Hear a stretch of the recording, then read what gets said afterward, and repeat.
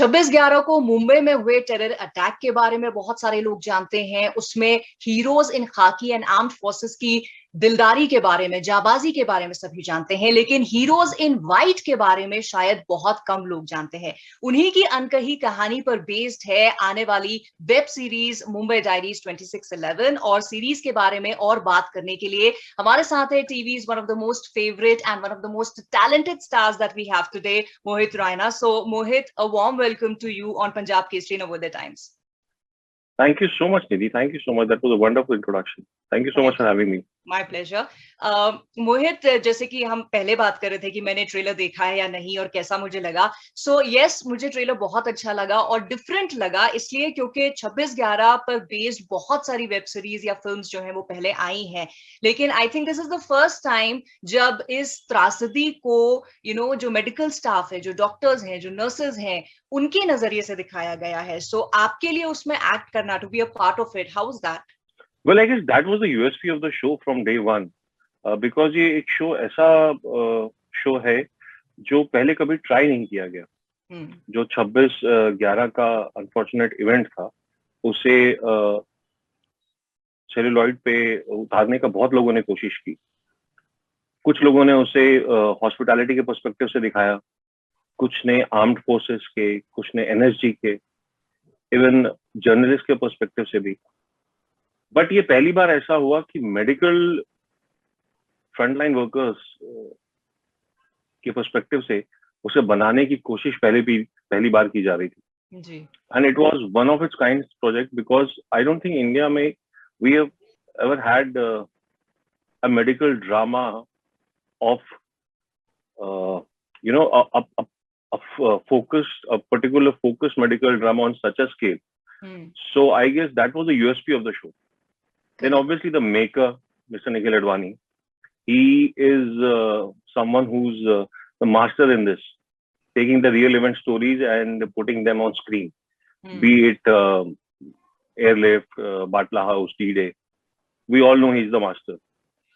So जब उनका call आए और वो कहें कि मैं ऐसा कुछ रियल इवेंट बना रहा हूँ और मैं चाहता हूँ कि तुम डॉक्टर प्ले करो, तो आपके मन में तो कोई सवाल आ ही नहीं सकता।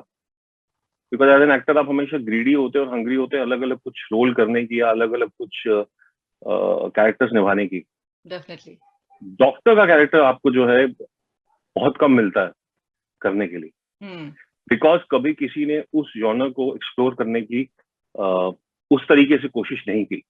Correct. So I think I was fortunate enough that I got this opportunity and I hope I've lived up to the expectation. जो हमें 9th सितंबर को पता चलेगा। डेफिनेटली। अच्छा मोहित, जैसे आपने कहा कि डॉक्टर का किरदार और वो भी मेन स्ट्रीम रोल जो है डॉक्टर का, वो प्ले करना किसी भी एक्टर के लिए एक रेयरिटी होती है, बिकॉज उसको फोकस पे रख के हम चीजें अक्सर नहीं बनाते हैं। बट यहाँ पर एक सीरीज है जहां पर ऑफ कोर्स फोकस ही डॉक्टर्स हैं, मेडिकल स्टाफ है। सो रोल की तैयारी आपने कैसे की? बिकॉज आई एम श्योर बाकी भी रोल्स के लिए आप प्रिपेयर्ड ही रहते होंगे, बट यहाँ क्योंकि मेडिकल जार्गन्स थे, मेडिकल टर्म्स थी, सो कोई स्पेशल वर्कशॉप आपको अटेंड करनी पड़ी? You know, it's little funny. तो मैं अपने जब मैं थोड़ा बड़ा हो रहा था तो आई थिंक 9, 10, 11, 12 साल का, सो मैंने अपने when you start thinking and processing things, तो मैंने अपने पेरेंट्स से पूछा था कि मैं बचपन में सबसे नॉटी हरकत में क्या करता था। कहते अचानक तुम एक दिन हम लोग जब हमने घर पे देखा तुम्हें शीशे की बोतलों को ऊपर से नीचे फेंकने का बहुत शौक होता था, because my father was a doctor. So he used to have those small bottles at home, और जो मैं ऊपर से ऐसा उसे पुश कर देता था, मैं सिरिंजेस को तोड़ देता था, मैं उनका स्टेथोस्कोप तोड़ देता था, मैनुअल बीपी की मशीन होती थी उसके साथ खेलता रहता था।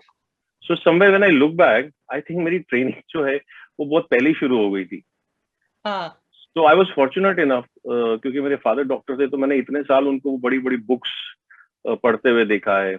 मैंने देखा है कि कैसे उनका अप्रोच रहता था when he used to be stressed and when he used to be calm, and when he was when he was able to save a patient and when he was not able to save a patient.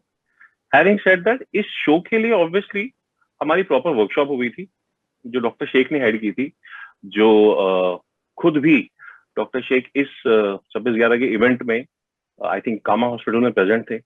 उन्होंने हमारी workshops ली, उन्होंने हमें terminology सिखाई, उन्होंने बाकायदा हमको A to Z जितना वो सिखा सकते थे वो सिखाने की उन्होंने पूरी कोशिश की। हम लोग बाकायदा स्टूडेंट्स बन के चेयर्स पे पेन और पेपर डायरी लेके बैठते थे, and we used to sit down and make notes of it.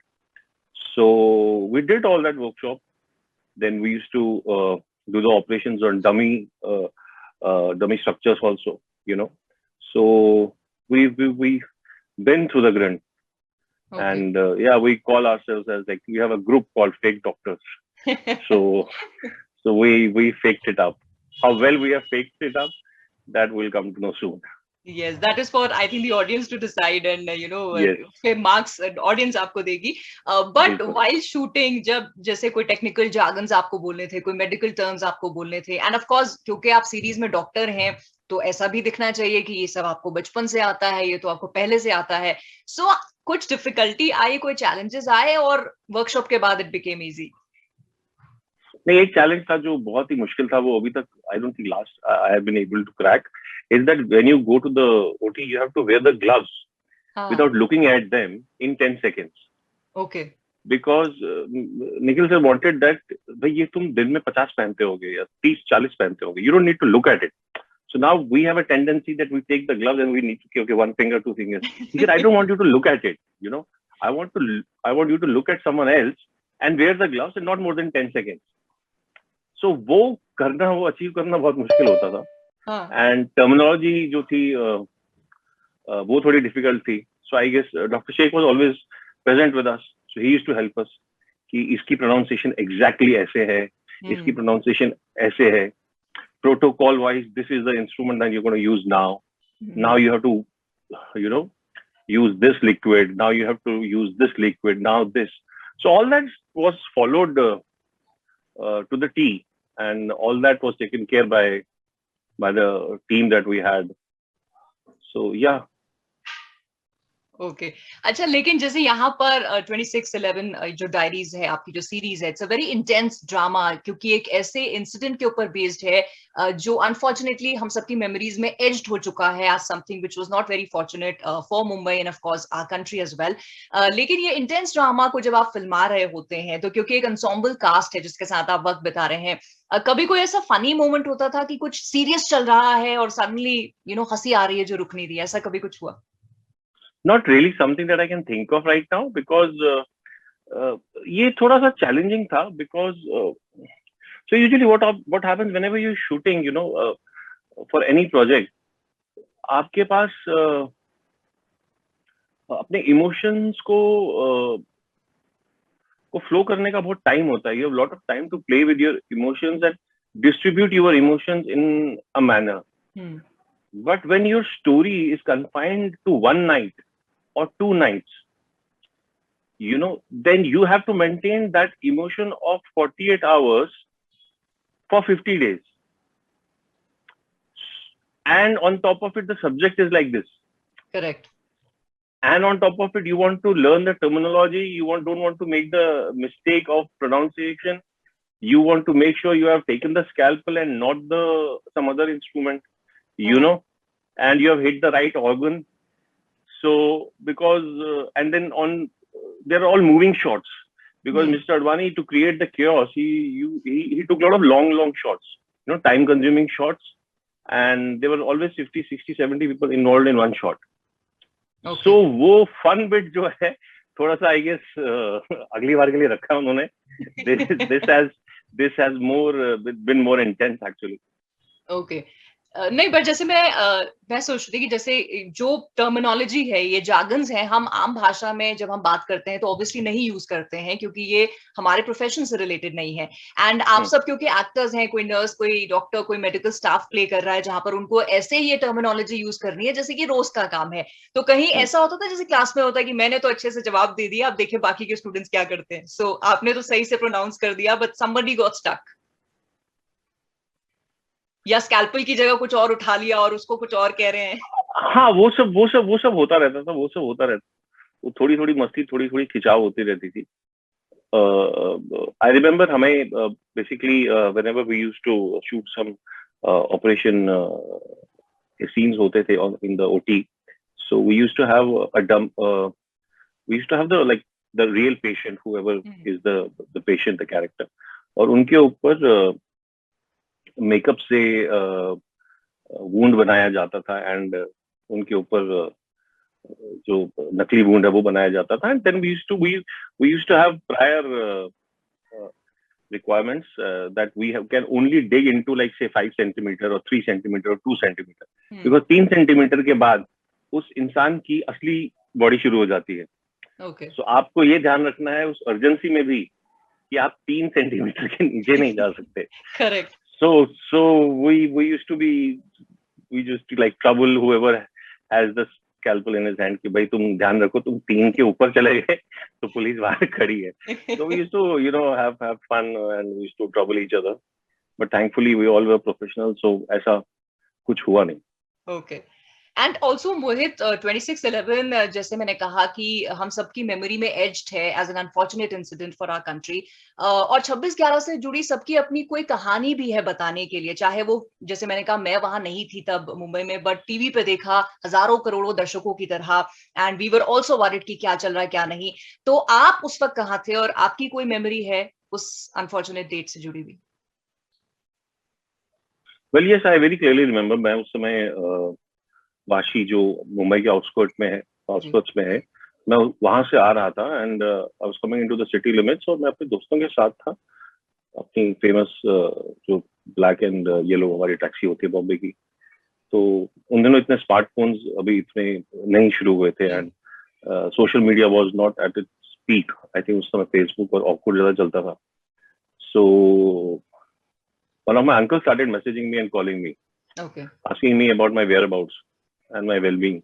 I wasn't sure कि अरे usually he doesn't message me and call me. So एक call हो गए, 2 call हो गए, 2 message हो गए. So finally I took the call.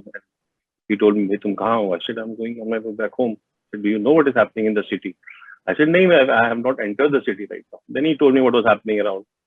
तब भी information इतनी correct नहीं थी सबके पास. And then I requested the driver to put on the FM. So he put on the FM, and then on the FM we heard what exactly was happening. And then we were stopped at the Vashi. We were not allowed to enter the city at that point of time because सब city के border जो थे वो barricade कर दिए गए थे.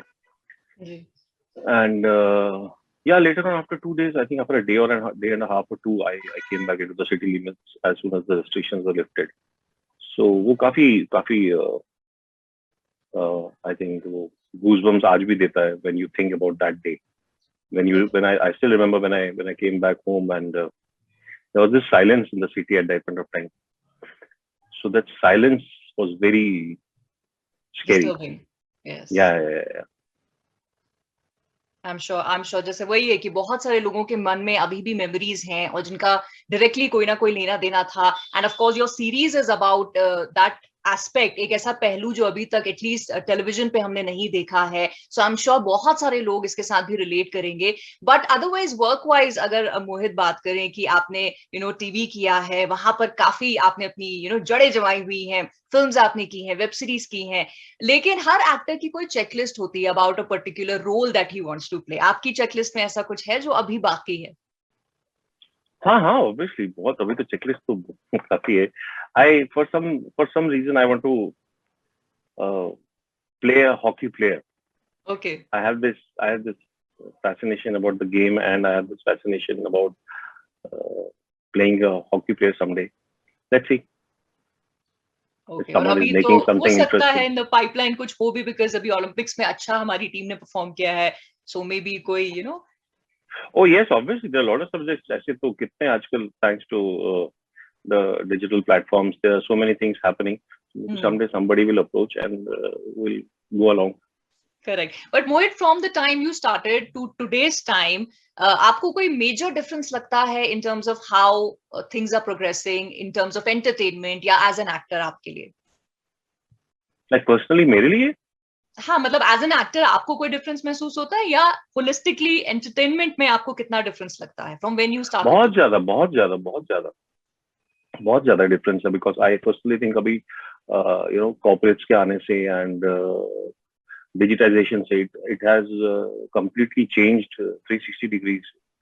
Earlier there was you used to like literally whenever you had to approach someone, you had to like get your 4x6 size ka pictures with you, and then you had to like literally write your name and phone number and your contact list on that, and make sure you go door to door and meet everyone, and then tell them that you want to be an actor. But now things are very different. Now there's like a proper protocol that needs to be followed. There are corporates involved. There are casting agencies involved. There are casting directors involved. So I think it's the best phase for anyone to be in right now, be in the industry, irrespective of the fact whether you're in front of a camera or you're behind the camera. Because earlier, I feel before digitization, there was a huge gap between TV and films. Correct. So I think that gap has been filled by digitization, by the OTT platforms which have come in and gotten so much. It has got immense opportunity for everyone to play a part, But I somehow feel that we just need to be a little more responsible towards it. It's my personal opinion. I think we should not take anything of this sort for granted. Definitely, it is here to stay. We should not take it for granted. We just need to respect it, and we need to because our audience, as many options you give to the audience is going to become ruthless. So you can't just deliver anything.